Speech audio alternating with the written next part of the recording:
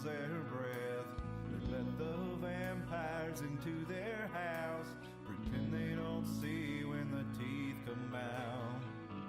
Put a band-aid on their throat. No one wants to rock the boat, and no one wants to talk about it. You're not supposed to talk about it.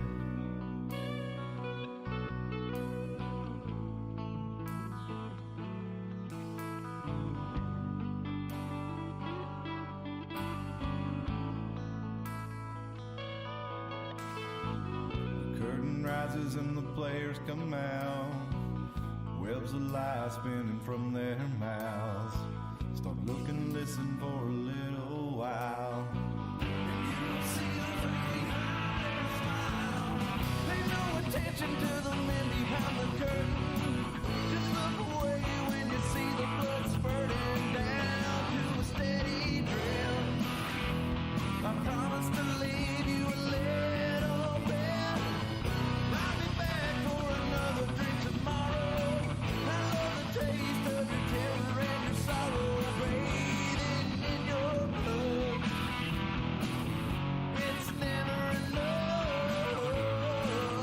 Program reality, double thing duality. Put upon the face of all mankind. The numbers up and the dead for a time. Go along to get along. Hypnotized by the siren song. The flames are empty and the crypts are cracking open. The hordes upon you and you stand there frozen, waiting for the word. Stand in line and wait your turn. Don't follow the strings to find out who is pulling. Just drink your poison, keep on laughing and drooling, eating your own flesh. The master always knows what's best.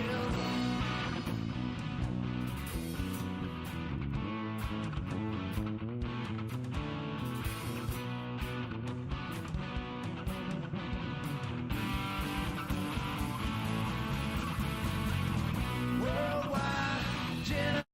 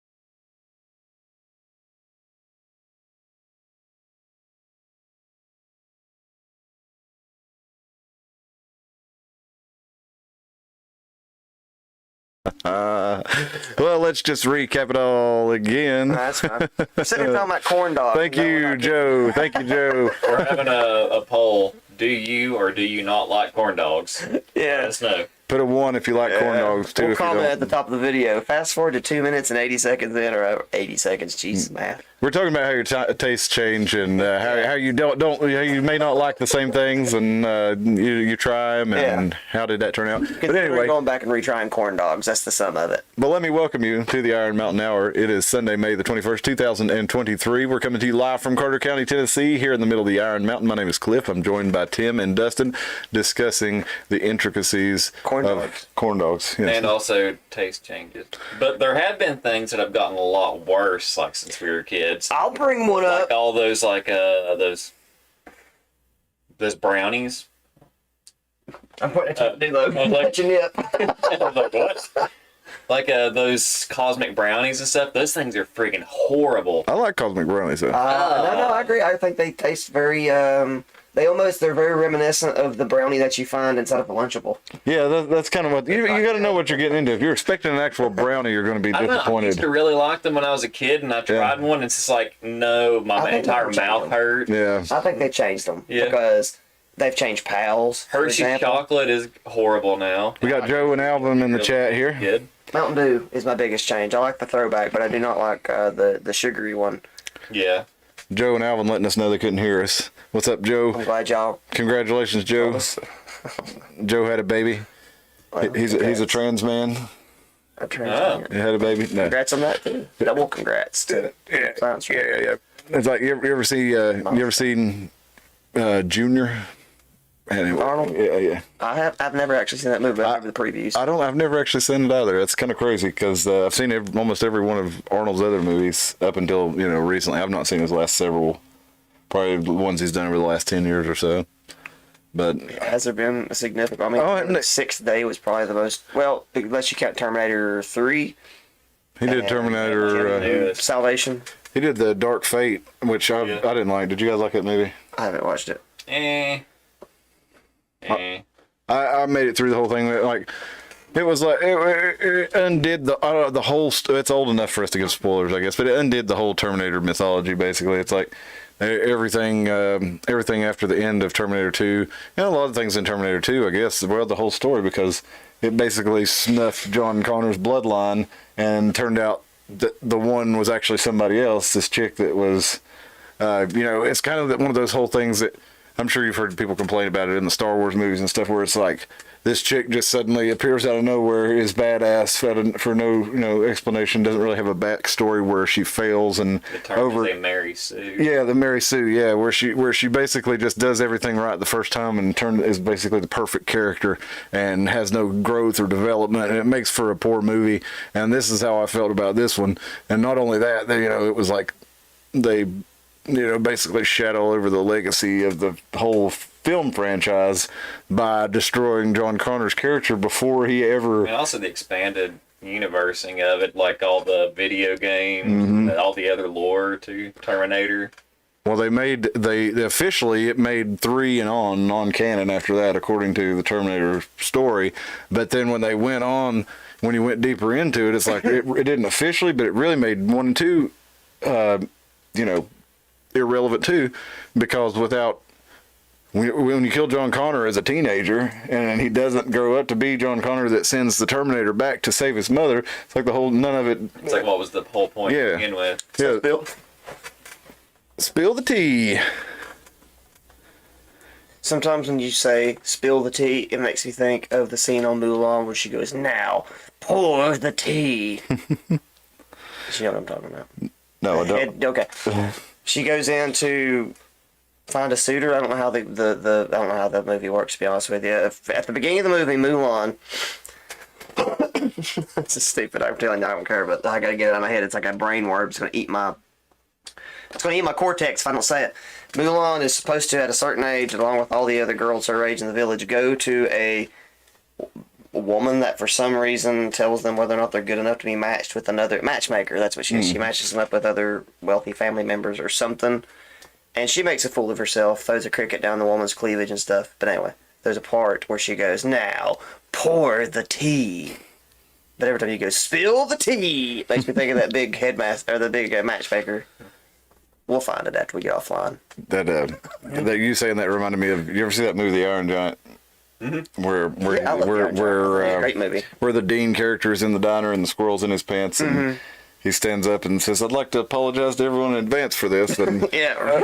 unzips his pants and the squirrel jumps out. I thought that was such a hilarious scene. That's a good movie. Yeah, I really like that. I've seen that a whole bunch. I never saw it when I was a kid. I think it came out in like the late '90s maybe, and I never saw it back then, but. When I had kids, I watched it with them, and I was like, "Man, this movie's great." Yeah, I watched it when I was a kid. That was my beginning for the hatred of Disney. I was like, "You can make it better." Not a Bud Light, Alvin. Is Sam Adams owned by InBev though? No. No, who they owned by? They are owned by the Boston Brewing Company. So is it actually Boston? Yeah, I don't know. It was owned by Jim Hoff, but they're not owned by InBev now because I looked at a list of all their stuff and I was like, it's pretty easy to find something else to drink that's not owned by them.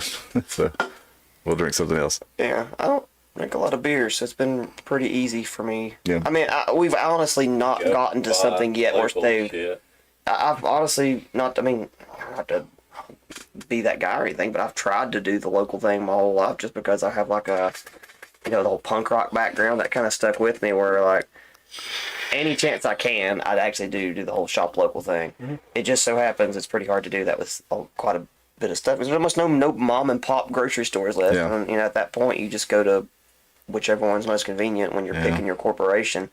But I don't drink corporate beer, so it's not affected me. I guess Food City is the most regional corporation as far as groceries go. Yeah, Kentucky, Virginia, Tennessee, they're located those and they, places. Now, I heard they opened the Ace Hardware store, the Kurt's Ace Hardwares. Are those all owned by No, Food City? they don't that... own all of them. They own like a handful of them. Okay. Kurt's It's like Ace Hardware is kind of like a franchising opportunity. Yeah, but they own the Kurt's ones, or? Yeah, they decided to call them. I don't know why they call them Kurt's. I have a theory on that, just a theory. I think they're doing so much construction that they thought, well, maybe we should just open our own hardware stores.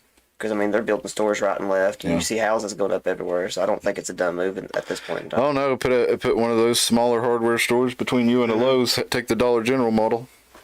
I've not been to the one right up the road here My yet. dad says they have a lot of good stuff in there. He's been in it. Yeah. I think they're steel dealers. I like the one over there. It was in Johnson City. They were, weirdly enough, Like were the only steel. people I could find that would reframe your windows and put screens in them. Really?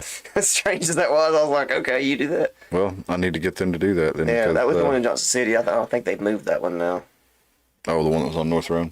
The one between Boone's Creek? Yeah. Yeah, that one.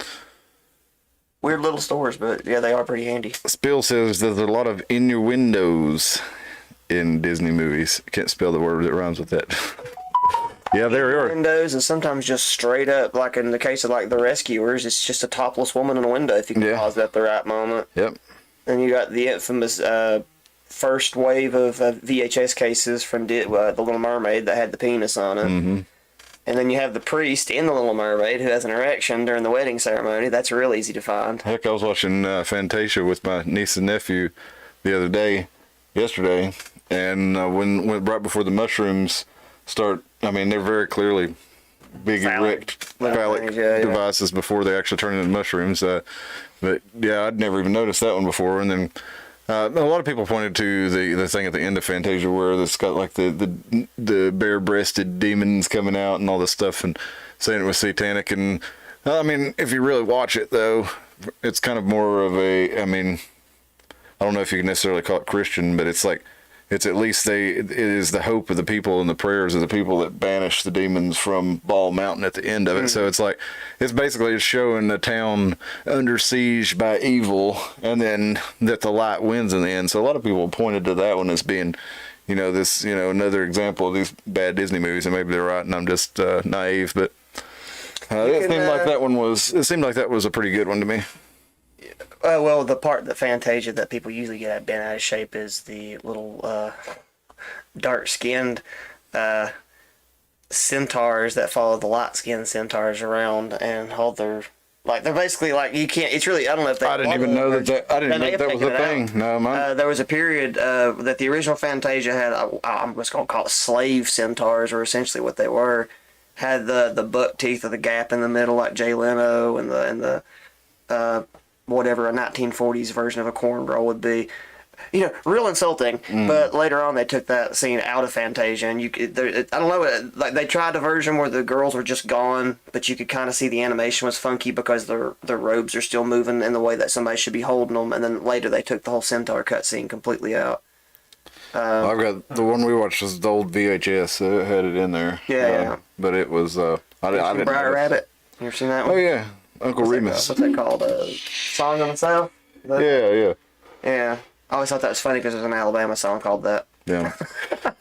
And it sucks. I don't care what you say. Sweet Potato in My Fucking Mouth, it's a terrible song. Y'all need to quit praising Alabama. That's a shit song. And sweet potato pie is nowhere near as good as pumpkin pie either. It will never replace pumpkin pie. I don't care. I'm kidding, but I'm not at the same time. Like, that really is one of those bands where I'm like, why does everybody like these guys so much? There's a few Alabama songs I really like, I ain't gonna lie. I mean, they're not horrible. It's not like one of those bands where I hear it when I cringe. But it is one of those bands I hear and it's just like, I really can't get into this. Yeah. But that song really does get on my nerves. Sweet potato pie and a shut my mouth. That's a horrible line. That's a horrible line. That's probably my least favorite Alabama song. That's a terrible line. But I really do like, man, Roll On 18-Wheeler. That's a good one. Okay, well, maybe I'll go listen to some good Alabama. Roll On! Give you some suggestions of one. Oh no, they'll all annoy you, I promise. But there's some of them that just kind of grow on you when you hear them enough. I think it's just that one song that gets someone over. Being honest. I mean, they're well-made songs, and they're mostly like 1980s country, and they've got nice instrumentation, nice harmonies. But some of it's kind of like overdone, like huge like Queen style harmonies in country, I might be able to appreciate that. Though. Yeah, appreciate the actual talent. That's what I'm saying. That's one of the things that they're talented guys, and the song structures are done really nicely. But yeah, they are kind of. But Life's Been cheesy. Good by Joe Walsh can suck a giant cosmic sized nad. I hate that song. I just do hate it. It's so irritating. No credit to that. Song of the South was originally a Bobby Bear song. Oh, yeah, is that right? Okay, cool. Well, he should have written that last line about sweet potato pie. If you want to hear a good Bobby Bear song, go watch. I think you can find it on YouTube. Watch Hank Hill sing "Teddy Bear."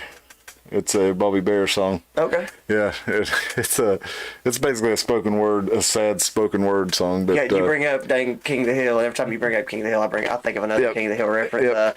I always thought it was funny that you can't understand a word Boomhauer says until he goes, "Hold on, Blue Moon, Kentucky." It's just perfect singing. You understand every word he says. Yep. And then that one episode where where Boomhauer's talking about his point of view, and from his perspective, all the guys talk their voices are a garbled mess, and his is when they burn down the fire hall. Yeah. His speech is clean and intelligible. Alvin says amen, talking about Bobby Bear, and said he made it work. Yeah, I like Bobby Bear. I like old country. I like some like 80s and 90s country, but most of it 50s, 50s, 60s, 70s. I do too. There's a place for some of it. I can't really think of it right now what I like.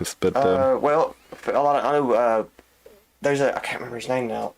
Buckwheat or something like that. That would B.W. something Stevenson, I think was his name. Is that it? B.W. Stevenson. If you listen to his stuff, that's basically where Brooks and Dunn got their sound from. Was that one artist? Because he's the one that wrote Shambhala. I think that's the name of the song. Red Sovine, yeah. He did another song that they covered, almost identical. He was almost like the beginning of pop country, really. What is it? Right, he corrected me. It was Red Sovine. I was thinking it was Bobby Bear. Bobby Bear was like 60s, I think. Buckwheat. It's B.W. Stevenson because it's Buckwheat abbreviated. But yeah, that's where, in my opinion, that's where Brooks and Dunn got basically their entire sound from. Was that fella? Like I did like the Diamond Rio, like some of their stuff from the '90s, but I can't think of much of it. Rio. I know this is stupid, but I got irritated because Amazing or Baby I'm Amazed by You. You could predict every cymbal crash. And I got it right the very first time I heard it, and I know that sounds so stupid. I got mad. I was like, everything, it's like right literally on every hit. But you could also predict almost every word from that song too. It's very formulaic music. But anyway, that's not what we're here to talk about tonight. Although, we could sit here and talk about music all night. I'm gonna make an argument that '90s country is quite possibly the best. I don't agree with that. I think probably like the Merle Haggard and that phase probably the best, but. Just to be argumentative, I would try to argue that '90s country was great. I would say that I think it's better than modern. I would say, I would too. It has its moments. I mean, it was where country started kind of trying to, well, not started, but really began to appeal to rock and roll and a mass audience, where you had stuff like Keith Urban was a big turning point with that. Garth Brooks was really big. Mixing, people had been mixing country and rock and roll for a long time, but Garth Brooks was the first one to really go mainstream outside the country world. Tim Tim McGraw. McGraw were pretty close, and Alan Jackson and all those guys. Yeah. There was some decent stuff in the 90s.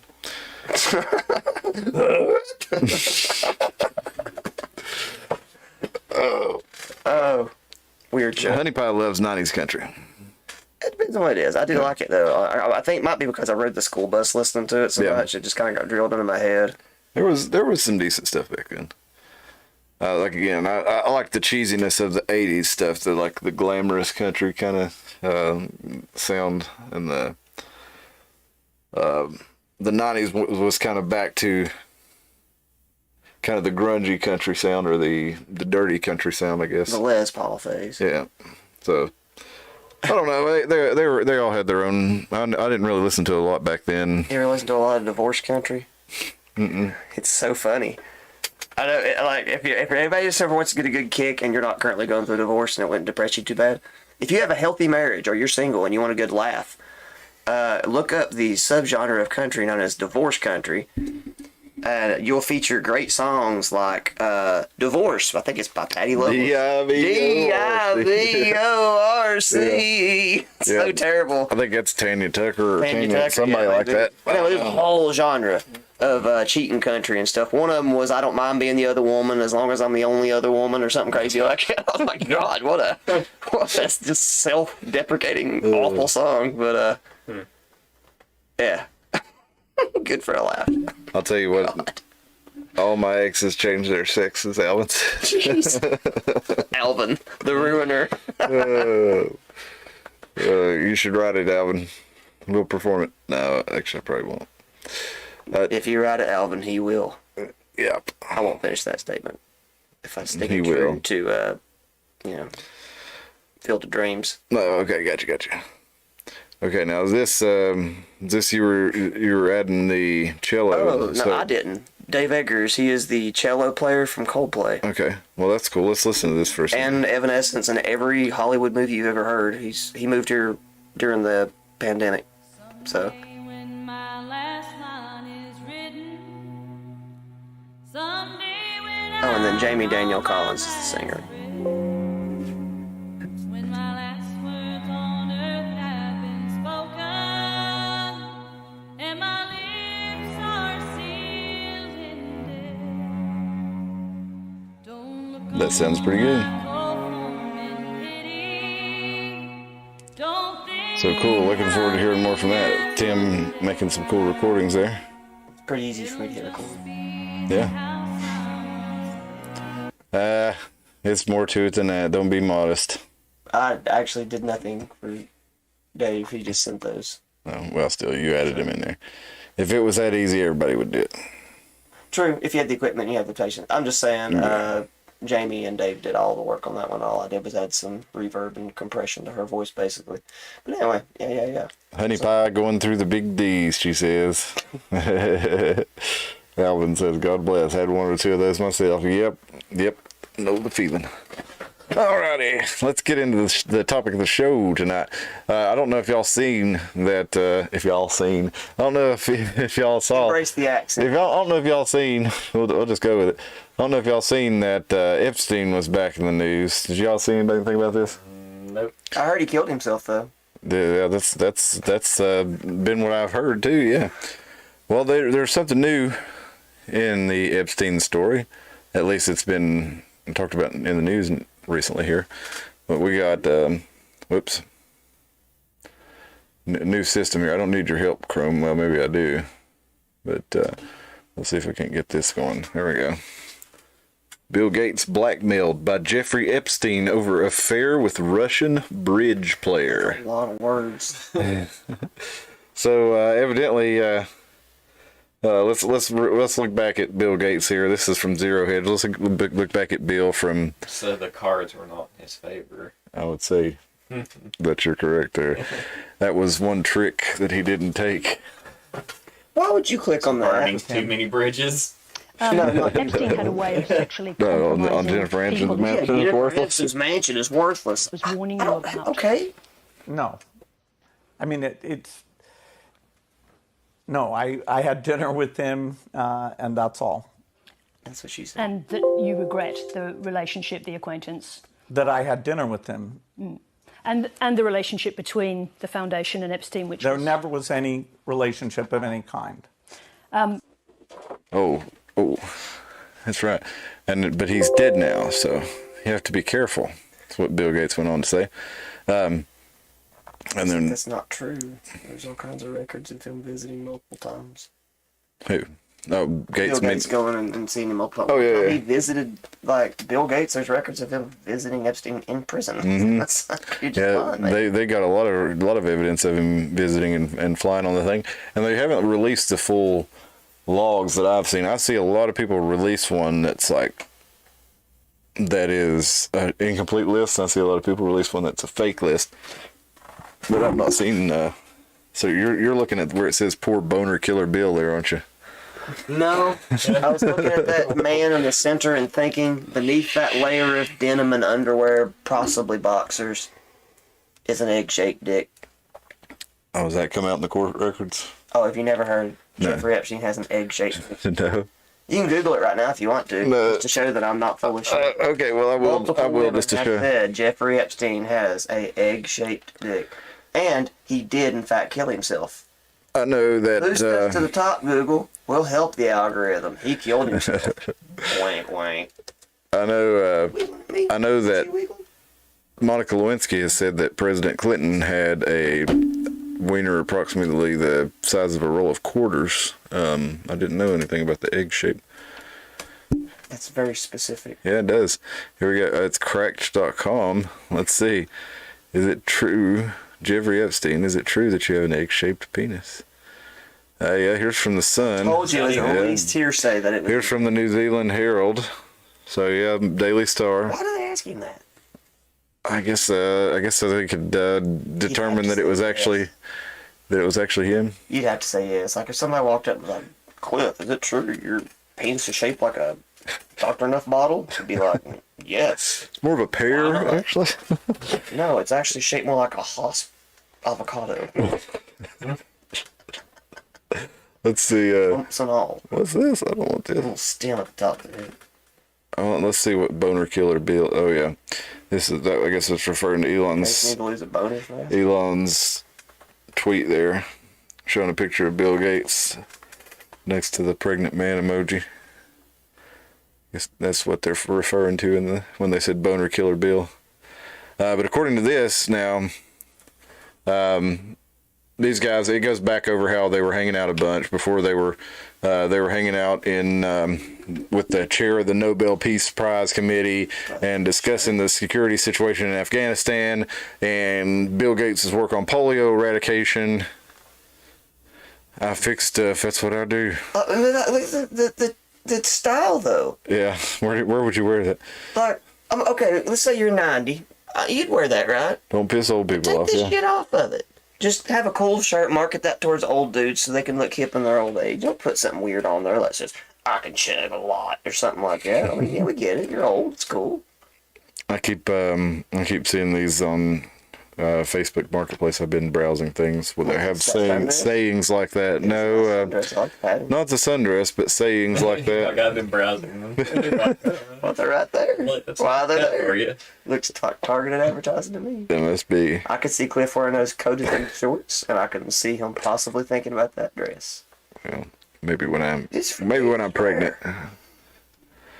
Starting in 2011, though, Gates had more than half a dozen meetings scheduled with Epstein, including dinners at the townhouse, and he also flew on the Lolita Express plane in March 2013, at least, when they met in France. And 2012, Epstein pitched Gates on a failed investment in a multi-billion-dollar J.P. Morgan-run charitable fund. And lately, J.P. Morgan has been in. They've been in some deep stuff over this too, because it looks like that high people in the organization knew what was going on with Epstein and were helping to facilitate it. But anyway, they would look together at doing charities and stuff like that, and all different kinds of stuff. And evidently they moved on. But the point of this article, excuse me, where Gates evidently his wife was you know, may have been what she was mad about or whatever, she found out about goats. But according to Wall Street Journal, he met this lady. She's a bridge player in 2010, and had an affair with her. And 3 years later, It's just specific job choice. Like, that's all she did was bridge? Is that a competitive thing? I guess so. I never heard of competitive bridge, that you could be privileged enough to get into the upper class. But Well, I mean, just like you can be a poker player. I mean, I guess you can just play to a tournament with a buy-in and win a prize. You ever heard of like anybody playing bridge? That's like what like women play after church. Oh, well, that sounds like an Andy Griffith joke. But I've never heard of competitive bridge. I didn't know that was a big thing either, but I mean, just like any. I mean, I actually remember I was telling you when I was in, I think, that CIA program, which was called the Bridge Club, and I don't know if were you guys here that night? What I was talking about? Okay, I didn't remember. Yeah. But the other places was called Gate and all kinds of other stuff like that, and heck, who the heck knows? I guess I wasn't good enough for him for anything other than the military, but they evidently were doing these things all over the country and taking the kids who scored really well on their IQ tests and Grinding them up and putting them into. The quarters in your butt. Literally rolls of quarters. but then in 2017, apparently Bill Gates blackmailed Gates. I mean, Jeffrey Epstein blackmailed him, demanding an email that he reimburse him for Antonova's education. I guess was $500,000 because evidently this guy, he sent Gates, one of his associates that after he was banging her, one of his associates sent her to Jeffrey Epstein to get half $500,000 for an online bridge business that she was running. And then in 2017, apparently she stayed at an apartment in New York City provided by Epstein. And who knows, maybe she met Bill when she was there. It doesn't say on there. It says she didn't meet Jeffrey Epstein. But then later on, Jeffrey Epstein allegedly blackmailed Bill Gates. So leads one to believe that perhaps Jeffrey Epstein had that apartment wired. So when Bill Gates met the chick there, the bridge player. You needed to blackmail somebody. What's that? Makes you wonder if you needed to blackmail him. Oh no, you got me. Give me all the treats now. You know, like, Well, if you actually had hard evidence, that it would be a lot different though than versus I really like. think he'd be one of the easier. Yeah. I think he'd be very willing to be a part of the honey pot situation. Yeah. Well, apparently here he just blackmailed him for $500,000 to repay him over the girl that where he. Loser move. Yeah.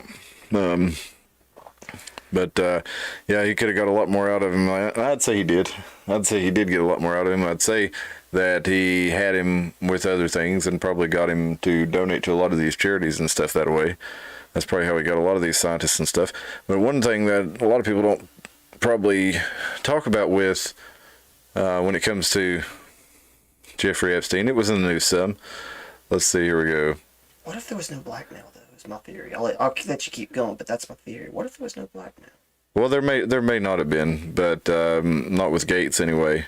Other than that, right there, with the bridge player. All this was blackmail, but really all it was just government financed, crazy island of debauchery and. Yeah, maybe it's not blackmail. Maybe it's just that these guys are in a big club and they know who likes to go into the stuff like that, and they invite them out there. Island, and then it got busted, and they went, "Oh no, this evil guy named Jeffrey, who totally wasn't on our payroll, was doing all this stuff." And you remember though, I think it's pretty. I think you'd have to say that it is at least partially blackmail though, because if you remember when they raided that island, there were stories that they found safes with pictures, CDs. All Keep kinds. your porn on the kitchen table. Keep it safe. Well, this would have to have been, or almost certainly have been, kind of blackmail material, because evidently this guy, he worked with Robert Maxwell, and who was one of the most famous Israeli spies that there was, and vanished mysteriously. And Ghislaine Maxwell. The Empire. I don't know if that's the same people or not. Is it? It's but Epstein's connected to those people who that's an old intelligence connection, and then Ghislaine Maxwell, she's like a submarine pilot and a veteran of the Royal Navy, and You familiar with Steven Pinkerton? no, Or is it Pinkerton or is it Pinker? I have awful brain. I remember a lot of stuff, but it's all like, it's kind of like my brain looks like the way they send like the water bill to you, where you know what it says, but like the end of it just kind of goes, and it's gone. That's the way all my memories are. Steven Pinker. I'm wanting to put a ton on there. I'm pretty sure there's no ton. Anyway, Steven Pinker is a, I'm going to say Pinker, it's probably Pinkerton. Steven Pinker is an ethical and morals-based philosopher he's been around for a while.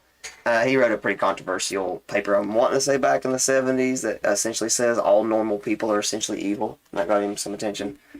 But he was bribed into coming to Epstein Island. And he's the only one of those people from academia, because I do in fact find high academia people all very creepy. I believed him. Like, he basically was just like, yeah, he invited me out. And frankly, I don't believe he was who he said he was. Like, he has this whole thing where he says that this guy was supposedly a high finance person that did all this moving. I think I remember that, but I don't know who. Pinker was like, he seemed like a propped up person, if you really want me to be honest, so I never went back. He seemed like he was staged. Yeah, let's But see he if we can assumed he find was that. just a blackmailing criminal is what he said, because he was like, I didn't believe he knew what he was talking about, because I tried to talk to him Yeah. about stocks. Yeah, I remember that. I remember seeing that video, but I didn't know who that was. Yeah, pretty sure it's Pinker. Or Pinkerton. Here we go. Let's see if Philanthropy Daily. If you call yourself a philanthropist, I don't like that you're word. probably a bad guy. That seems like what bad guys call themselves when they try to make it look like they're doing good things. They're like, oh, I'm a philanthropist. Like, look at these people. This is Pinker here. This is Creepy Krause. He went over there all kinds of times, and for some reason, Oops. people still let him come on shows and stuff. Lawrence Krause. Lawrence right there in Krause. the middle. And he goes on people's shows still to this day, and everybody pretends like he wasn't on that island. I think Philanthropy the biggest Daily. disappointment is Noam Chomsky still has interactions with him, which makes me doubt Noam now. Maybe Noam is controlled opposition. Unknown was in favor, a supposed anarchist in favor of the lockdowns and vaccine mandates. I think Noam came out with his controlled opposition ideas because he was controlled opposition from the beginning. Let's see if we can find. Shit, I just like to talk to people. I really just don't want Noam coming in my bedroom tonight. I thought they might have the interview. Stab me up the neck with a knife. Pinkerton's looking through the window. You should keep your mouth shut. This is from Pinker. From Pinker, it says, despite what various friends and colleagues said about what a genius he was, I found him tedious and distasteful.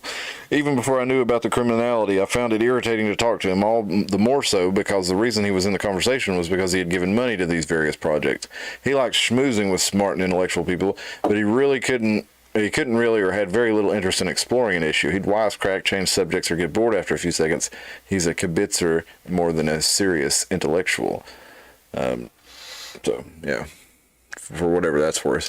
That's Steven Pinker talking about it. Yeah. But Can I tie that one off? sure. I proposed that it wasn't blackmail. It was mostly just, hey, here's a party. No, I guess it could be blackmail on a level. I'm just saying propped up. There is a theory I'm willing to entertain for a while that Hugh Hefner was his predecessor. That was the pre-Epstein version I'm so glad you brought that up. of the honeypot situation.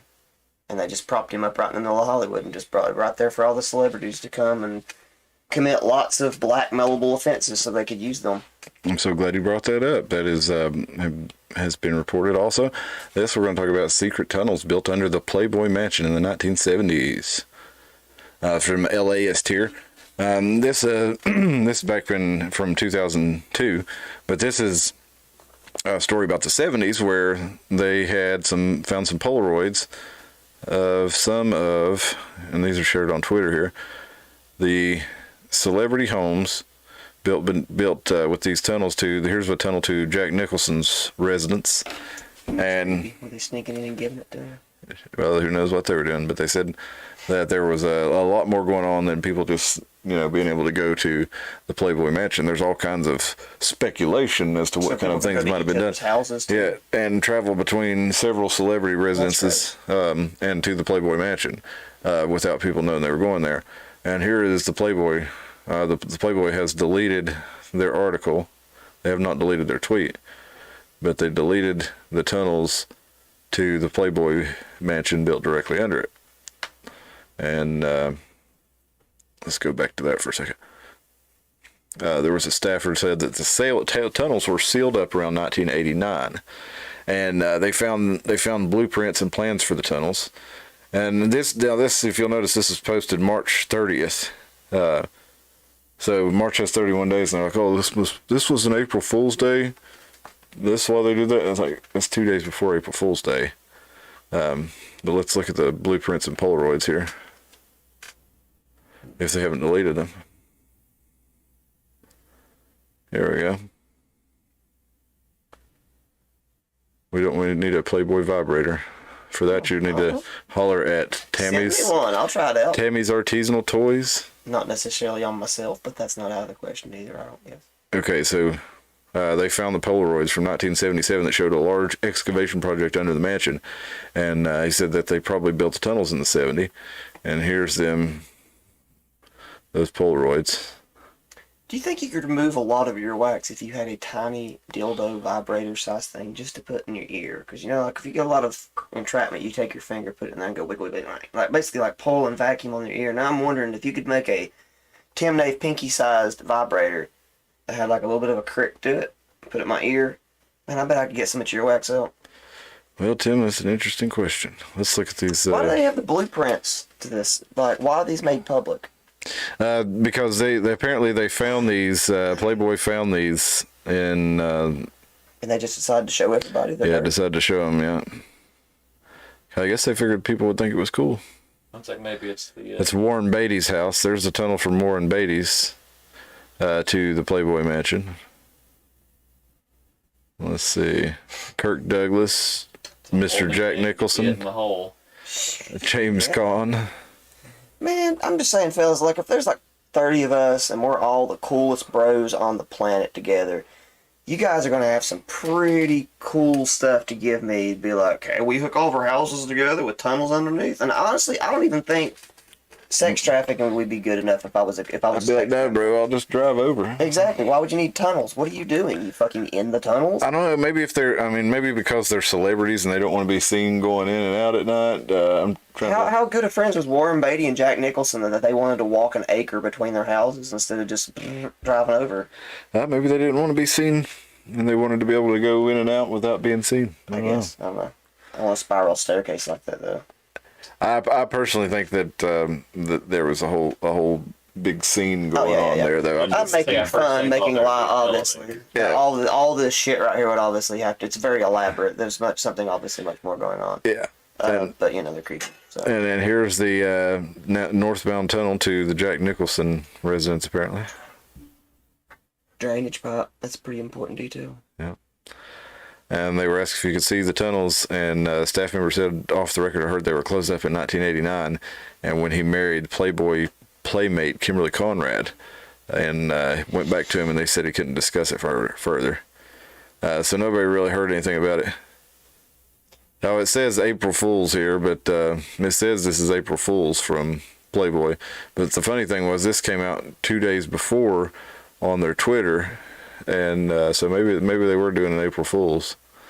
I'd seen something like this before. Yeah. I was wondering why they would be putting their own dirt. Yeah, that's what I was going to say, is maybe they were... Seems like they were doing it to dispel it now, like April Fools, even though that... Or maybe it got out, and if you put it out as an April Fool's, then exactly. they're like, oh, yeah, before it makes a big stink and you hear it all over the place, you put it out and make a joke out of Because it. the original rumor was not a Just blueprint. kidding. The original rumor that I saw was I think it was either a Reddit post or a 4chan post or something where somebody put up, they were doing landscaping at the, like they had some kind of like a water main rupture or something. They had to do all kinds of digging at the Hefner Mansion, and somebody was like, can somebody please explain this? And they dug the side of the mansion out, and you could just see where it went down way far, and there was all these crazy like entrances and stuff that it shouldn't have. And it was obvious that that it went way down further than they let on.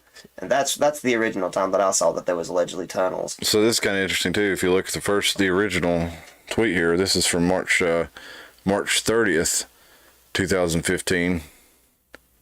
2 days before April Fool's Day, and this link right here doesn't work.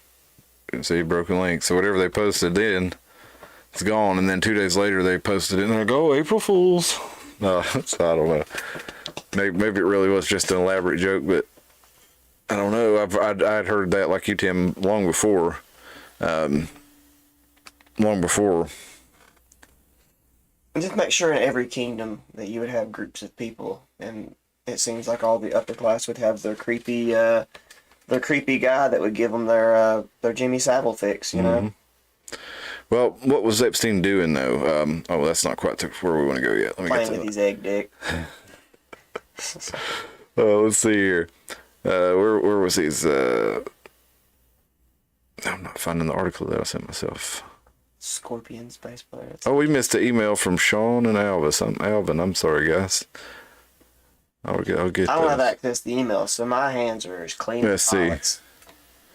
Let's look up the Epstein Zorro Ranch. You guys seen that? It was in the news some, but it wasn't a whole lot.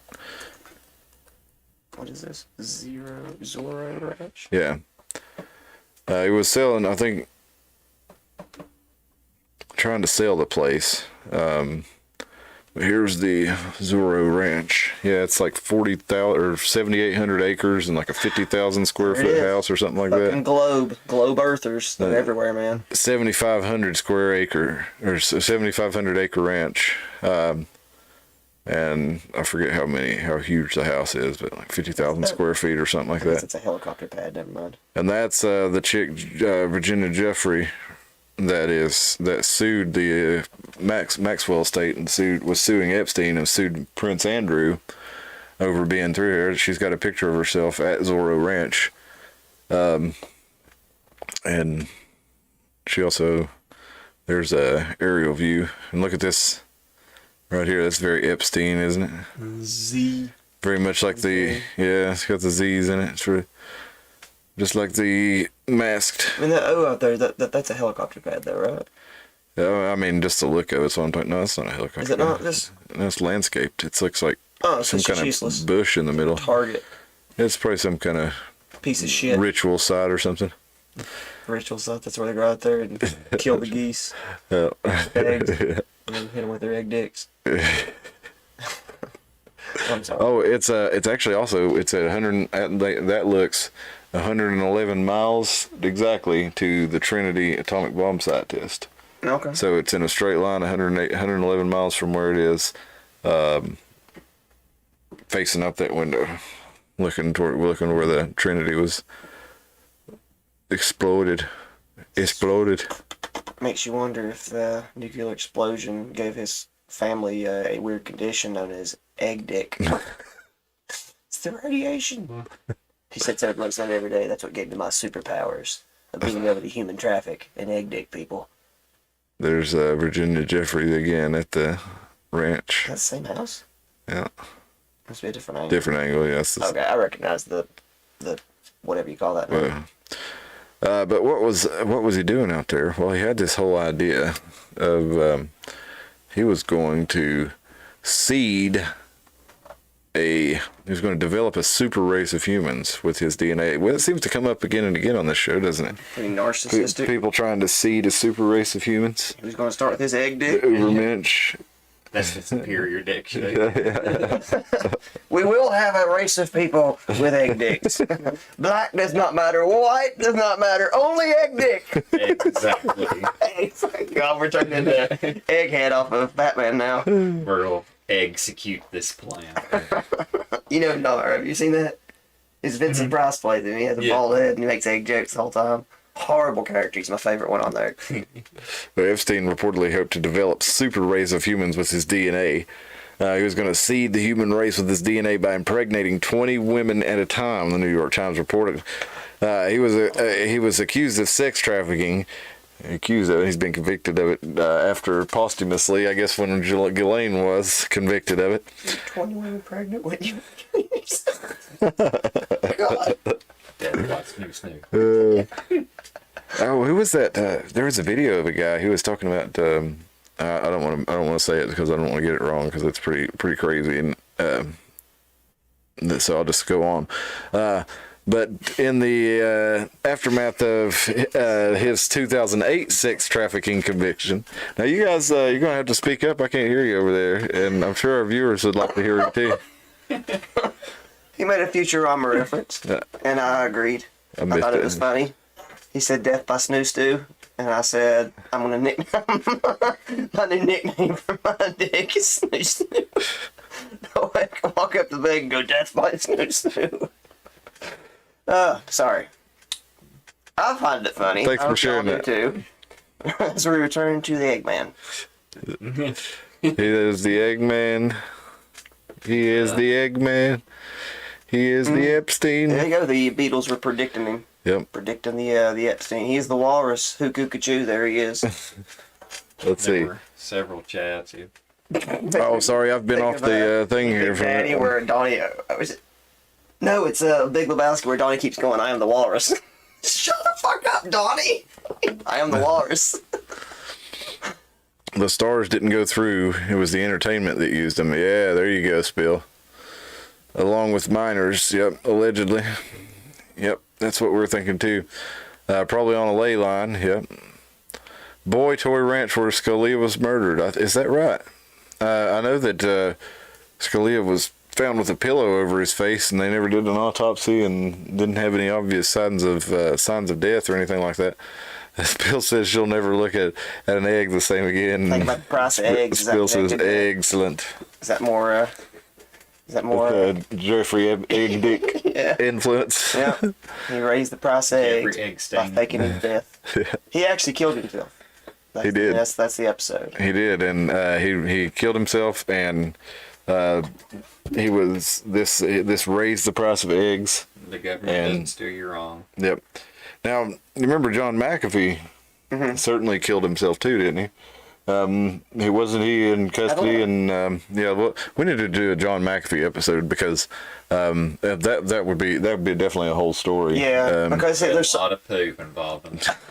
I like a lot of nasty things. Some of it's there's just enough truth in there to where you go, I literally can't tell what part of this man's life's bullshit and what isn't. But there's just enough that is true. Like you can find Blue Light Forum, which is a website you totally shouldn't go to, where you just do trip reports. You know, what would we like to take this? You go to this website and it tells you all the different people that had their experiences with it.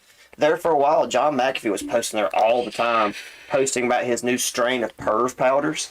And you can still find those posts. I'm sure if that website even still exists, you could find them at one point that were archived. And it was just him describing how he was a mad scientist and Belize didn't give up his name, but you could put two and two together who it was. Especially with all the girls coming out. It was like, yeah, he just stayed in that cabin all day making, what did it end up being? I don't know. PCP or something. He was making some kind of amphetamine and then just going and banging these Belizean girls all day. And then pooping on them for some reason. Yeah. But anyway, there you go. I thought he was having them poop on him. Oh yeah. I'm right. He was like having he was hanging in a hammock wrong. or something, and they were pooping on him while he was in the hammock. Yeah. I'm sorry. I'm sorry. I remember that now. Oh, he laid under the They were in hammock. the They were hammock pooping and through the hammock. That's right. I wish I wasn't. I wish I had gotten that right because that's nasty. That's nasty. Yeah, as Bill says, she's hoping WP. Yeah, interesting enough though. Ran for president at one point while he was being investigated. That would definitely be one of the most sane candidates. Yeah. I like him a lot. I think he's a likable person. I think he's a very intelligent person. I think he's an eccentric person. But Do you think he killed that guy in Belize? I don't know. Probably. Yeah, he's a wild man. So I said it was some kind of methamphetamine he was taking at the time. And they said that the area that he lived in, because there's all kinds of interviews with the people that were staying with him at the time, saying he'd gotten so out of his mind, paranoid at the time, that he thought the locals were conspiring against him. And well, the thing was, everybody was conspiring against him everywhere he was going. yeah, but like he was saying, But like, he was making deals with people who would get himself conspired against. You know, I mean, it's not like Well, I think it really blew up on him when he got to Belize, though, because he got to a country where he was like, they're flying black helicopters over my house and stuff. It's like, dude, they don't have helicopters in Belize. They don't have the funding. They don't have a military in Belize. They're not after you. And so a lot of that running from the Belizean government stuff, a lot of people think it was just meth brain, where he was just out of his I mind. guess it could have been. Because the Belizean government, they put a thing out saying, we're not after him. People were like, the reporters were going to the Belizean people and being like, hey, what about this? And they were like, well, no, because we're not after him. course, then again, he was a brilliant marketer, so all that whole thing about him, escaping through Guatemala and stuff could have all just been to get his name back out there for his presidential run. Yeah. He's nuts. Both are probably true. Well, back in 2019, The Guardian and New York Times and others did report about him wanting to do. He had a interest in genetic manipulation via the Nazis' use of eugenics in the 1930s, and he says Alan Dershowitz speculated that he said everyone speculated whether these scientists were more interested in his views or more interested in his money, and talking about all the scientists that he was in there paying. And a lot of people say he was probably taking because there's a lot of these scientists, like you said. I think Steven Pinker was one of them. I don't know if he flew on the plane, but a lot of these scientists actually went to the island on the plane, and there's the thought that perhaps these scientists were being blackmailed to work towards his project, whatever it was, and it's probably not his personal project either. It's probably one that he's working for whoever's handling him. Because somebody was above him, and that's who would have had him taken out. So he was working for somebody else. So probably a lot of these blackmailing scientists and politicians and Bill Gates and all these other folks was probably not for himself personally, but rather whoever he works for, whatever organization he works for. But Pinker said he considers Epstein an intellectual imposter, and said his ideas did not rise to science that could be subjected to critical analysis. And again, articles it doesn't really go much into depth because this is based on their conversation with Steven Pinker, but yeah, he did have that goal. Well, do you guys remember about the same time the Epstein thing was going crazy? We had the NXIVM cult.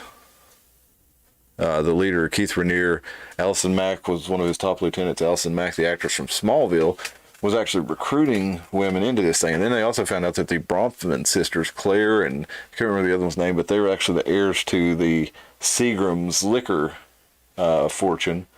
And also, so I can't remember the family name, but also the people who owned the Fiji Water Company were all connected to this NXIVM cult, and a lot of them got into trouble. And Keith Raniere went to prison. Elizabeth Mack or Allison Mack went to prison. But apparently they were putting this thing on as a self-help group, and they were recruiting women.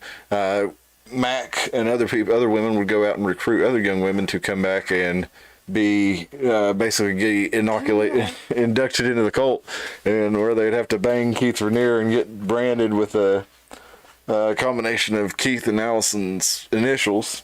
And a lot of people were saying that Stormy Daniels was actually in this thing because she had a branding underneath one of her tattoos that had this branding, and they're saying that she was actually an agent of NXIVM, and that was her part in trying to blackmail the president or whatever.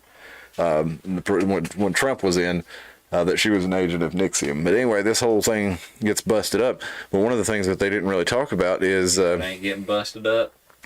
Cigarette cult. Exactly right. And you don't gotta get no tattoos to get in the cigarette cult. Although, if you do get tats, I would like to watch. You get discounts on cigarettes. I don't do the tatting, but I would like to watch you get. do you not I'd like to watch you get tatted by somebody else. do you not have any tattoos? I don't have a single tattoo. Yeah, I don't know many people that don't. I am so counterculture. Yeah, you actually are now. Literally, no, Yeah. I saw everybody getting tattooed even when I was younger. I was like, I ain't doing it. Because I know everybody has sleeves. And because I'm afraid of needles. It's actually, no, that's not true. I would get a tattoo if If you really wanted one. I just really waited around so long to now I really am just like, well, it's actually more to not have one. Yeah, more unique to not have one. Yep. I'll go one like 70. Yeah, that's Probably have what to you go should do. nude Shaquille O'Neal and like my whole arm could just be his dick. That While we're focused on D's tonight, but we are. the egg shape, get a big egg shaped dick on the way down your bicep there, and just make your triceps here just an egg shaped dick. Yeah, I can wiggle it like what was it? Pete and Pete. Make her dance. Well, this is the Miami Times news here. And they were talking about, like I said, this didn't really get a lot in the mainstream news, but in 2015, Raquel Pereira, the wife of 17-time Grammy Award winner, Latin Grammy Award winner Alejandro Sanz, debuted a school called the Rainbow Cultural Garden in Midtown Manhattan, Miami. And it was, she said she was immersing toddlers in as many as 7 languages at once and revolutionized teaching. Jesus. And apparently, this was Univision created this was Keith Rainier. He developed a plan for them. So actually funded them, and so Nixium was funding these daycare centers across the country, and a lot of them got shut down after the Nixium cult was arrested. But he was accused of blackmailing women and branding them with hard irons, and he was convicted of it. He was arrested by the FBI on sex trafficking charges when this article came out, but he's been convicted of it since then. And they evidently they shut down some of these schools, and nobody really knows they weren't even licensed. Learning to expose them to all these 7 languages at a time. But how old are these kids? Preschool, like young age. Exactly, preschool. Like the language basis. Now, at a point, before you start calling bullshit, it is best to start introducing things at a young age. But like, if you hypersaturate people with so many syllables at once, you're not really going to teach them anything. Well, I think we've only learned 7 languages your entire life. If you kept it up, that would be beneficial. If you're trying to indoctrinate some children into some kind of strange way of thinking, a good way to do that would be to introduce them to Actually, different. Seems like a bullshit claim, if I'm being honest, because I really think Hollywood people are full of shit. I bet she didn't have kids learning multiple. I bet she's just full of it. Well, no, they probably weren't actually learning it, but they were probably talking to them about different cultures and They stuff all like know that. how to say but they're introducing them to different ways of saying hello, and then here's a different way to do something else that here's something else that's different from the way you normally do things. Who knows what that may be, because there's been nothing really come out on it. But I can't imagine that it was just a normal daycare that they wanted children to, be raised to be multicultural and nice, kids. I feel like there's probably more to it than that. If the main organization that's funding it and set the things up was an organization that blackmailed women and used and sex trafficked them and used them as handlers for other women that they would sex traffic, I feel like they're probably not up to anything good with the children and whatever it is they're doing there. I guess my point is, when I say bullshit, it's because I remember 7th or 8th grade, Miss Bowers made us learn and I'm not kidding, every single country, every capital, every province in the entire world. Now, turns out Africa's not even the same kind of thing anymore, and Myanmar is now Burma, and everything just changes, and a lot of that stuff was useless. Soviet Union's gone. Yeah, and so like now I know all this stuff that's just not true because stuff changes, and that's why it's useless. Like, unless you're going to continue that all these languages all the way through, basically you just taught them a bunch of stuff that they're going to forget when you could have really focused on stuff that they're going to use. And that's my problem with modern education in general. I don't need to learn about different kinds of sociology, and kids don't need to learn about all kinds. They taught us the Egyptian pyramids were where they buried the pharaohs, and that was never true. It seemed like a stupid claim even when we was young, because I was like, you just told me there were 15 pharaohs in this one time period, and there's 3 pyramids. Anyway. Let's get back to Hugh Hefner for a minute, because I want us to actually start on the last of this. This is from Newsweek, so this is from mainstream media here. We got we'll start at the top of the list. This is 5 things you didn't know about Hugh Hefner. And so I want to check for a warning of April Fool's first. No, this is not April Fool's. But this Hugh Hefner's controlling behavior. He had several girlfriends at once and didn't allow them to have boyfriends, which is not surprising. But he also had a 9 p.m. curfew, and she was encouraged not to have friends over and wasn't really allowed to leave unless it was a family holiday.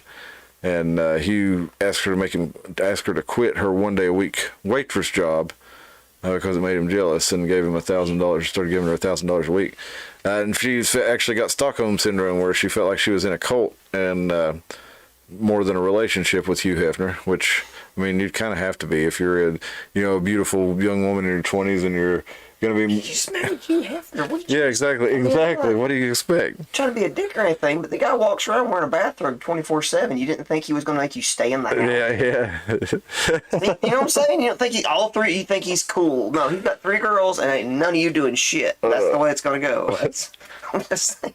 Could there be anybody that's less cool? I mean, he's got a cool gig, but like, I know what you're saying. I'm saying the guy from the NBA that had that way too young of a smoking hot girlfriend that came out and he was mad at her because she was putting all the pictures online with her and the black guys from the basketball players. And like when you actually started reading what he was saying, it's like he's just saying don't put it on Instagram. Yeah. He never told her she couldn't have she couldn't go out there and date all these because he's 90. He's like, of course his 22-year-old wife's going to be out there banging the basketball players that he's training. In the end, he didn't care. He was like, stop putting it on Instagram. It makes me look like a cuck. Yeah.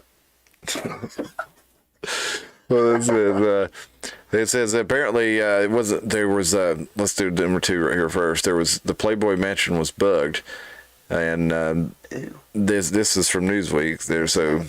There's not a conspiracy side. It was bugged, and it was known for being a debaucherous environment where people visited to indulge in a number of vices. To indulge in a number of vices. So there were cameras and microphones everywhere in the mansion, even on the bodies of the staff, and put many in compromising situations. It's alleged that Hefner would invite members of the media to parties in the mansion, catch them in the act, and blackmail them later to better shape the Playboy's image in the public eye. And then there was fear of revenge porn. It wasn't just members of the media who were blackmailed with compromising footage of the mansion. The models, stars, and athletes were also at risk. Hefner's former girlfriend, Sandra Theodore, speaks about her shock when she saw herself on 2 screens in the bedroom when she had set up cameras in the late 70s and early 80s. And there were other people invited in the bedroom. He'd pretend to turn the cameras off, but later a videotape would emerge. And Hefner rarely participated and instead chose to be a voyeur and a director. So he's just do this, taking all the videotapes and then the number 1, the shocking revelation about Hugh Hefner. Children grew up in the Playboy Mansion. First episode of Secret of Playboy introduces viewers to Jennifer Saguignor, the daughter of Hefner's personal doctor. She reveals how from the age of 6 her parents split up. She was essentially raised in a Playboy Mansion and wrote a book about her experience titled Playground, a childhood lost inside the Playboy Mansion. And she reveals how she slowly started to see the darker side of the mansion by the time she was a teenager. And when she attempted to promote her book, she was scuppered. Scuppered, that's an interesting word. I was looking at that. I couldn't get my eyes off of it. When Hefner and his people allegedly persuaded TV stations to cancel promotional appearances, which you could definitely imagine that if he blackmailed all the media, and then this chick's trying to put out a book about him, and he's like, hey, remember what I got you on camera doing? Do you think your wife would like you to see that? Do you think your pastor would like you to see that? Do you think your voters would like you to see that? Do you think your viewers would like to see that? I think you'll just not help her out and not promote this book. So you could definitely see that happening. So that's what a lot of people think, that, including myself, that one of the purposes of Epstein Island was. One is it's kind of like a gang initiation. It's not just necessarily for blackmail. It's like, when street gangs even bring somebody in order to be in part of the gang, you've got to like kill somebody or something like this in some of these gangs. You've at least got to do some kind of crime where they have something on you, where you're part of the group, where you can't, go in and tell on them without them being able to tell on you. I think that's probably more of what it is. But let's look at this video that came up years ago, and I can't believe it's still on YouTube. This is Ralph Reicherman of the Scorpions. He was the bass player for the Scorpions. Any German fetish guy, Ralph Reicherman, he's German. Not much. He was the bass player for the Scorpions. Any German fetish parties going on later? I don't go to fetish parties. I went to one time and I've seen them really bad. Was it like a donkey show or? No, actually, I think they actually kill people there and stuff. They pay up to 100,000 people to see people get Executed? I'm not kidding. But I went to another one where literally I saw the grossest. I wanted to throw up. Yeah. So there's definitely stuff like that going on, and if it were still available, and I don't think we can get away with it on YouTube, but there was a site called Able Danger where Phil McConnell, who was a pilot who kind of came onto the scene after 9/11, because he reported that hey guys, they were able to do remote control flight control of jetliners in the 1980s. You know, this is not fits all the patterns of that, and all this fits the pattern of the setup. And they actually formed the group Able Danger, and they were a group of internet forensics analysts basically, and they tracked down a whole lot of stuff from the 90s that people didn't really realize they were leaving a record of when they were doing these things. And they were transmitting snuff films and like CP videos, and they were transmitting them over the satellite networks like the Prime Star and the Telstar, like they were different in different countries, but they were using these networks to send this stuff, and it actually left imprints on the old networks, whatever that was called, like a router footprint or something. Anyway, they go back and they diagnose all this stuff, and they found a whole bunch of crazy conspiracy stuff going on in the 80s and 90s when people were first using computers and connected networks to exchange information that they hadn't gone back and cleaned up after it. Discord. Yeah. It's the future of Discord up there. Yeah, maybe. But they indicated all kinds of these blackmail parties going on, and like one of them in Canada, they actually made it made the news, and they made it like a serial killer, and they even did a Criminal Minds episode on it. But apparently there was a pig farm up there where they were inviting prostitutes up there for politicians and famous people, and they were murdering them and using the pigs to dispose of them. And it was just like an interactive snuff film for these people, and they made a big party of it apparently, and there were records of it being transmitted over the early prototypical internet, and it was like the Onion Network or something like that. But anyway, the Able Danger Network, basically all their websites got shut down, and Phil McConnell got arrested. I think he's out of prison now, but anyway, they were trying to break a lot of this stuff, and I'm surprised, honestly, that video is still available on YouTube and TMZ, but there it is. But these people got into some really sick stuff, and you can still find interviews of Phil McConnell and David Hawkins of Able Danger. Those are the guys, basically the faces of it, but their investigators are all anonymous, and come up with some pretty shocking stuff. It's really, a lot of it's so technical it's hard to even understand what they're talking about. But yeah, anyway, Able Danger, Phil McConnell, and David Hawkins, if you're interested in going down that rabbit hole. But I got one more video from you here. From this is Jim Caviezel on Steve Bannon's show. Jesus for the life fault. That's right. Why He is this played film Jesus so? What is in, it about this movie that Passion of makes the Christ. people in the film industry and other places right not now. want to see it in theaters? But you know what the crazy thing is, like, I can't remember if I saw this on a show, or I think we may have been joking about it. I don't remember. But with the idea of like the Passion of the Christ 2, Jesus is back and he's pissed. Mm-hmm. Well, evidently they did make a Passion of the Christ 2 now, and I think it's going to deal with partially. It's going to deal with what happened during the 3 days that Jesus was between the time he died and resurrected. So they're just going to make shit up? I don't know. I mean, it's not in the Bible, is it? I mean, some of it is. Some of it is, Yeah, but well, I don't know how you're going to make. technically, according to Scripture, he went 3 days into hell and kicked Satan's ass and got the gates of something or another. I don't know if any of that's really, whatever. But there is Really good nap. That'd be a really cool movie if it was like Jesus, like, starts with him, like, falling in a big Yeah. pit of fire. It looks like Spawn, and just starts kicking Satan's ass for 3 hours, like a big Dragon Ball Z fight. It would be good. And it ends with the tomb rolling open. He comes walking out, look like Constantine when he gets out of hell. Smoke coming off of him. Yeah, that's pretty much what I was thinking. That's what it may be, really. I mean, the Mel Gibson's directing it, of course. Really? Yeah. Okay. Well, I'll have to watch this because I think it might fit my absurdist humor style. So.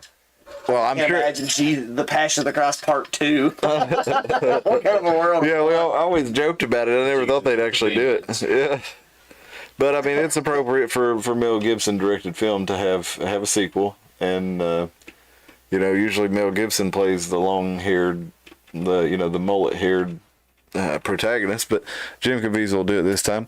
But yeah, evidently they're making the Passion too. Let's listen to this quick exchange here between Steve Bannon with a really long, awkward pause and Jim Caviezel.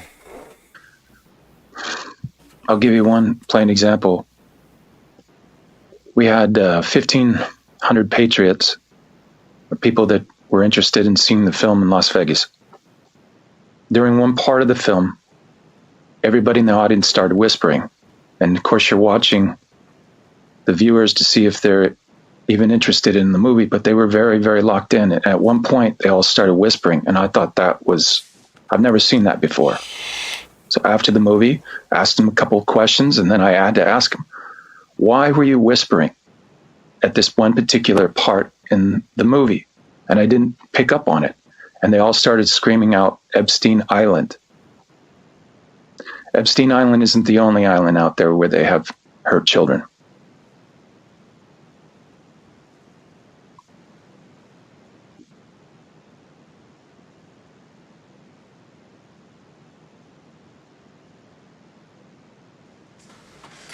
And that goes on for quite a while before Bannon finally breaks the silence. But what's he implying?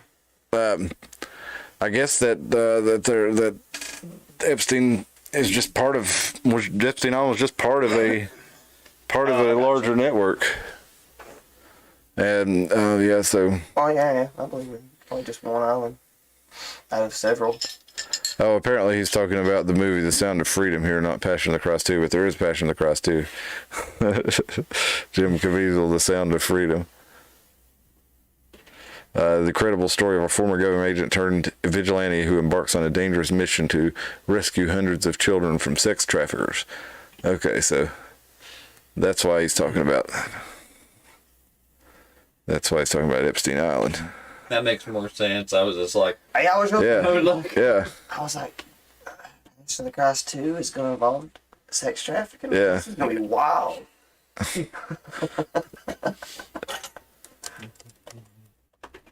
I'm going to show you all the video. We'll have to do it offline because it's so stupid. It's called The Passion of the Christ Resurrection. It'll be out in 2024, and it focuses on the events that occurred. Sound like a Dragon Ball Z film.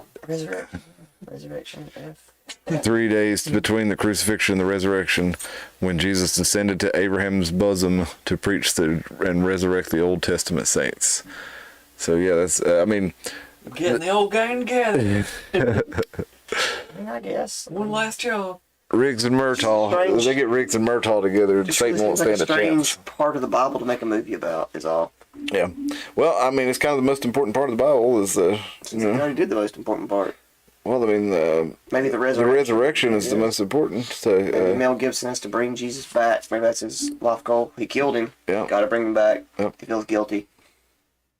Well, the death of Jesus, the sacrifice of Jesus, is only half. Everybody dies, but not everybody returns from the dead.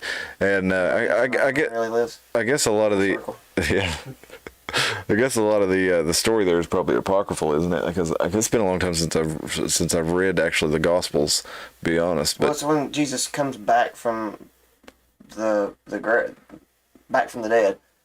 He goes and he visits several different people before permanently ascending. With the whole "Ye men of Galilee, why stand ye gazing into the heavens" speech that's at the end of it. That's so he goes and visits different people. I can't remember. I remember like Mary, the two women. He visits them. And he visits all the disciples somewhere. Several different things. I can't imagine this is going to be a very exciting movie. It seems like it's going to be 100% dialogue with a big epic scene of him going up in the end, like Star Trek style or something. Well, I guess we'll see. It comes out next year. So them again with Noah, they had rock giants and all kinds of crazy shit in that. Maybe they'll spice it up. Yeah, that was wild.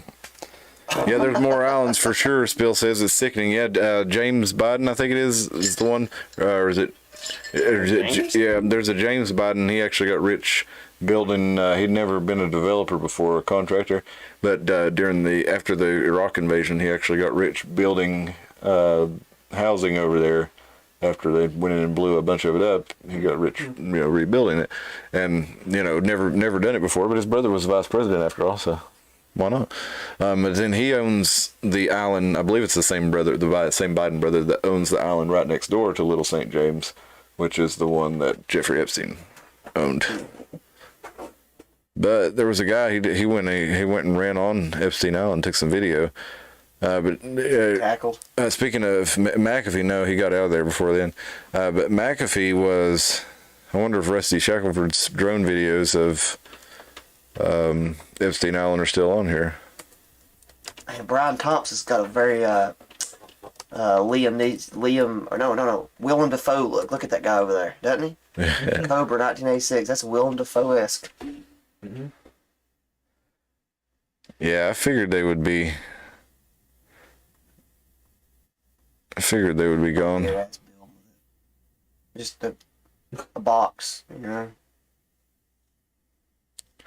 But a lot of this drone footage from right when Epstein had, I don't remember if it was when he died or had been arrested, but they caught the FBI in there with the drone, and the FBI was putting stuff up over the windows, and that was when all the stories were coming out about them finding the CDs and disk drives and photographs. Nobody can even see this. Oh, there we go. I'm staring at the screen. I have an intent look on my face, so you guys get to see what that looks like now.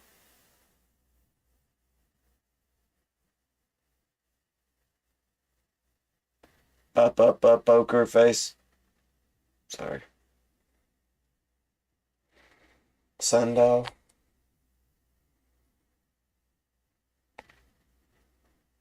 What the hell? The movable stuff with it that moves or what? Mm-hmm. Freaking sun worship. Go look at the temple. I'm getting on board with the sun worship thing. As this AI thing takes off, I'm getting on board with the Goff's magnetic theory with the whole EMP or whatever. All hell the sun. Blow up the AI, please. I did see something that was funny. They're like, what kind of dystopian hellscape are we living in that the humans are still having to do all the manual labor while the robots get to make art all day? Yeah, no kidding. AI's one. There was I can't remember who it was. It was during COVID, and I can't remember who it was that said it. He's like, "What kind of shitty takeover is this?" It's supposed to be something like the Army of the 12 Monkeys, and all we got is a bunch of hypochondriac shitlegs with a control complex or something like that. But yeah, pretty much. Well, I mean, we can go on to the Epstein thing for a while, but I think I wanted to mainly just talk about it because he was in there about the gates, and I wanted to discuss the whole blackmail thing, and we hadn't really done it. And of course, he did kill himself. Obviously, when you go to prison, they always turn off the cameras or they malfunction if you're in a cell, especially if you're on suicide watch and you've been moved around multiple times to make sure that you're safe. And if you've been had people put in your cell and one cellmate had already tried to kill you, and then you were fixing to get out on bond, and we're pretty excited about that. It would be perfectly normal for you to go into your cell and have the guards fall asleep and be online shopping and forget that we're supposed to go check on you, and it'd be perfectly acceptable and perfectly reasonable that you would take your paper bed sheets from your bed and be able to create a noose from a bed about this high, and then hang yourself by sitting down and not break the sheets. They're made out of paper-like material. They're designed so that you can't kill yourself with them.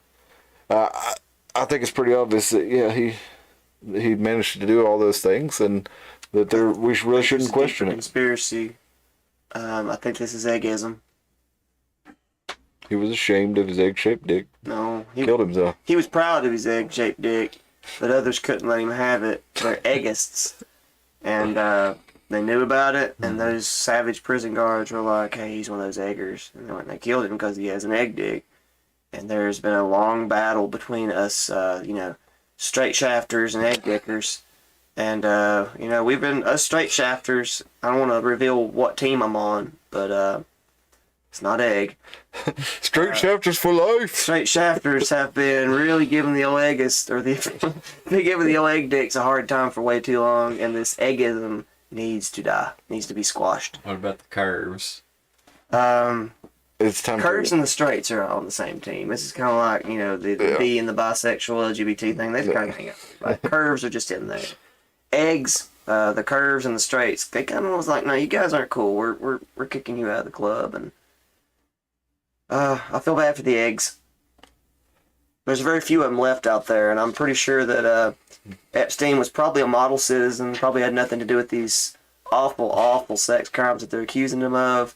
It was probably just a yoga camp or something like that there on the island where people just drank Mai Tais and watched Andy Griffith episodes, shuffleboard, that sort of thing. Yep. So YouTube, be sure and fact check that. Epstein did kill himself. We need to end the egg hate. Yep, that's right. Egg-shaped penis is nothing to be ashamed of. But that said, straight shafts for life. Now, appreciate y'all joining us tonight. It's been our pleasure. If you would like and share and subscribe to the channel, and definitely come back and check us out on Sundays and Wednesdays at 10 p.m. and get in the live chat there. Yeah, I was trying to. Yeah. The visual of like the egg cracker, little head popping out, you know. The pig farm. Let's see here. Let's go back here. We missed a lot of chats here. Alvin says, man, we're way back here. Man. Alvin says he was a... Is Alvin coming out as an... He was a bad math teacher before he became a world-class deal maker and stock trader. Isaac Cappy spilled all that before he jumped on the bridge. That's right. Tim and I, no tats. No tats for Alvin either. Spill says, oh, Alvin, you don't like tats? You won't like me then. My ex-husband was a tattoo artist, so I'm pretty covered. The clothes cover it. They're not scary, though. Flowers and Do you stuff. have a full body tattoo Alvin says, of the United States?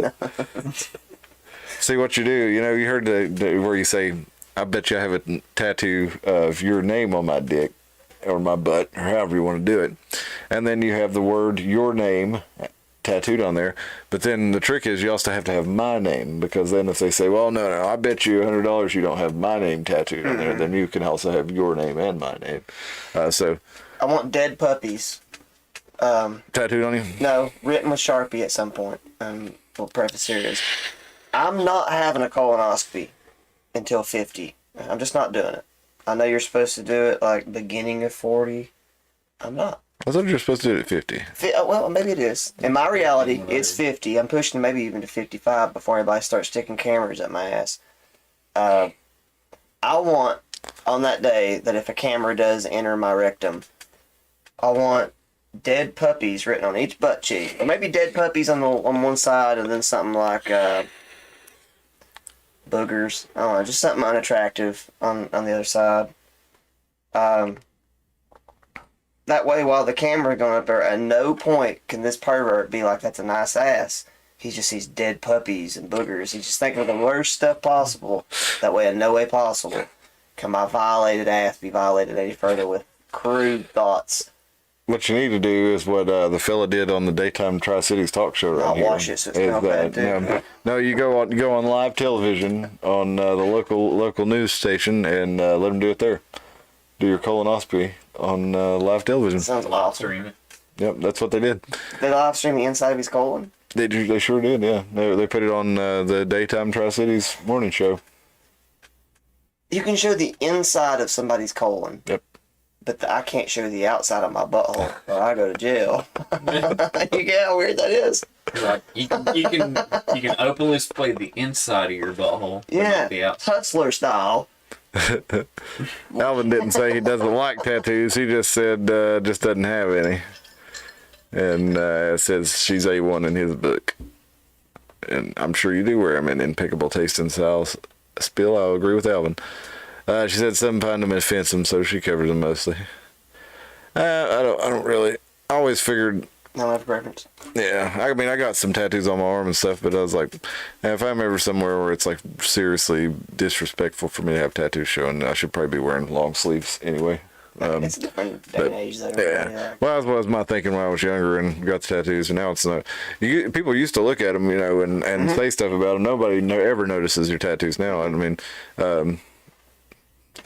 so many people have them. Like you said, it's just kind of We're up to blurs face into tats are actually subnormal at this point. Like, it's not really normal for normal people to have it, but it's nothing to see celebrities and pop stars with face tats. So the next step is for just normal people to have them. Yep. Well, if you go down on the meth walk in Johnson City, you'll see. Respectable. You'll see them. Go to Johnson City to meth. We've got methies here. Well, the meth walk. That's the way where I normally see people with face tattoos, where they put the sidewalk down there so people can go look at the art allegedly. Respectable. Yeah. Quality face tattoo. Post Malone. And scratching mean in somebody's apartment or trailer. Yeah. I'm glad we don't have to prove ourselves to be part of anyone too, Spill. A girl spilled tea in the books. Let's see. Glad I guess she's talking about Steven Pinker, maybe. No. Glad he still has humanity left in the Scorpions guy. She said she used to wonder about everyone on the world stage. Used to like 9 Inch Nails till I found about Trent's an abuser. Yeah, that's not kind of surprising. Oh, you're talking about I mean, I don't know that he is or not. I'm just saying that wouldn't surprise me. The pig farm place, Bill, you heard about that? Yeah, there's more islands for sure. It's sickening. It's on Reddit. Crack the egg, Tim. Crack the egg nightly. That old trick. Keep the doctor away. I don't know if that's true. All right, guys. Appreciate y'all joining us. Thanks for joining the chat, Spill and Alvin and Joe, and congratulations again, Joe, on your youngest and your trans man birth of it. I appreciate you joining us tonight, and it's a miracle for science. And no, I'm serious. In all seriousness, Joe, congratulations, brother. Hey, everybody, have a good night. Thank you, Honey Pie, for getting in the chat. We appreciate your comments. It's good to have you with us. Anna, if you're out there, hit us up in the chat. We haven't heard from you in a while. Miss seeing you. And Sean did hit us up with an email, but I didn't notice it till we were in the show. So I'll check that out, Sean, and I'll see you got some pics of the house up there ready to sell. So I guess he's probably coming to join us in Tennessee here in the near future. So that'll be awesome. Well, I appreciate you joining us. We'll see you Wednesday night at 10, where we'll get into the news and current events. Everybody have a good night. Thanks.